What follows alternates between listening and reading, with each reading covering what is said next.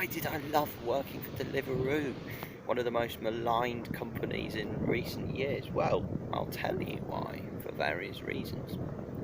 So I had a period of time working for Deliveroo. It was over a year, considerably over a year. I worked for them a lot, averaging perhaps 30 hours a week at times, sometimes even more. Occasionally I would do up to 40 hours a week. The average, I think, was about, maybe the average was about 25 hours, 25 to 30 hours a week, which is probably quite a lot more than most people worked for Deliveroo. I'm guessing, I'm not sure of that, perhaps not. I think the reason actually why the company was so badly thought of is exploitative of people that are basically working, trying to make a living full time working for Deliveroo, which is not impossible, but it's gonna burn you out. You're gonna be exhausted. I wouldn't recommend that. The wages are bad. There were various different, well, I think there were two different payment schemes actually. They changed it halfway through I was working for them. Was that right? There was a flat rate, and then there was a per delivery, and then they changed it to just per delivery, I think. I can't exactly remember.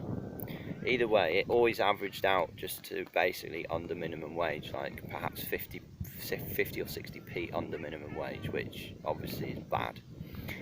But all that aside, the reason I loved working for Deliveroo, so I happened to live in a flat which was right in the waiting zone, as they called it. I was in a small town. I was not in London. I was in Canterbury, and Canterbury is pretty small. So yeah, I was living in a house in the drop zone.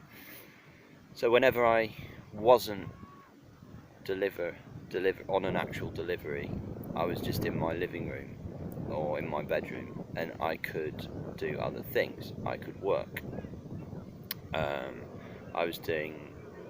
I was running my own business as a freelancer, freelance proofreader, and I also was doing my own writing projects. So I had any time that was downtime, I could get back to that. And if I wasn't working, I would just watch TV or read or whatever, just chill out, have a cup of tea. I saw a lot of people just on the street, you're just waiting around. It's not comfortable. You don't want to be. It could be raining, it could be too hot. You don't want to just be sitting on the street. I mean, on sunny days, sometimes I would choose to just to lounge around in the sun. If it was busy as well, I knew I'd probably get an order quite soon, so I'd just stay out. But I had the choice. I could drop home. So I think I was in an unusual position. I don't think that most people would, don't live in the very narrow band, the area where you're supposed to wait for deliveries. So that made a huge difference to me. So yeah, it was the combination of the fact that I was living in the drop zone or in the waiting zone. I was earning money. I was earning, it wasn't my only source of income, and also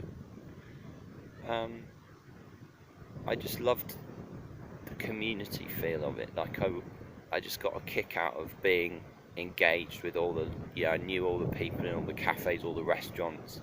They'd say, hey, how's it going? We'd have a little chat while the order was coming or whatever, depending. Sometimes they weren't too busy or not particularly.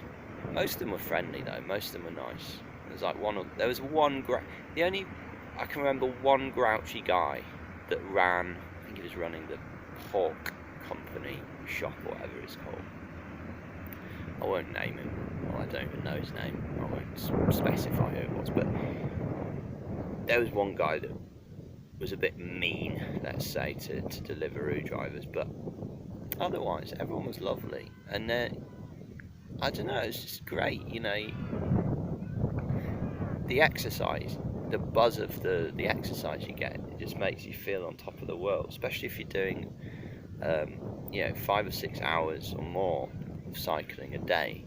you get this great afterglow, which I just loved.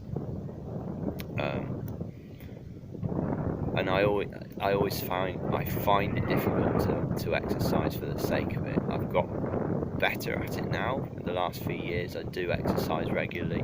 I run and I skip rope and things. But for a long, all my life before that, the only time I wanted to exercise was by playing, things I wanted to do. Play tennis, go for a long bike ride, things I enjoyed. So I was being paid to exercise, so obviously that's motivation. So it got me out and exercising every day, which feels really good. Managed to carry that on, but I do miss the intense amount of exercise. Like, I don't do nearly as much as I did when I was working for Deliveroo. I do the cursory amount, I think, to keep myself fit, but I'd like to feel it. When I was on Deliveroo, made me feel so powerful, so content. That level of exercise just releases so many chemicals in your brain. It sharpens you up. It makes you kinder. I really think that exercise is just a miracle. It's the thing that makes you feel best in the world, I think. It's really great, and I miss that sometimes. I miss that level of exercise that I was getting through Deliveroo. I'm going back to London. I'm moving into London for a bit when I get back to England, and I think you're picking up some Deliveroo work, but I don't know. If it depends how it works. If it's just perhaps a little area in Hackney that's manageable, that might be alright, but I don't want to be careering around the middle of London and in the traffic and the fumes, and no, I don't like the idea of that. Canterbury it was easy, it was peaceful, the hardest thing about it was cycling up the hill to the university.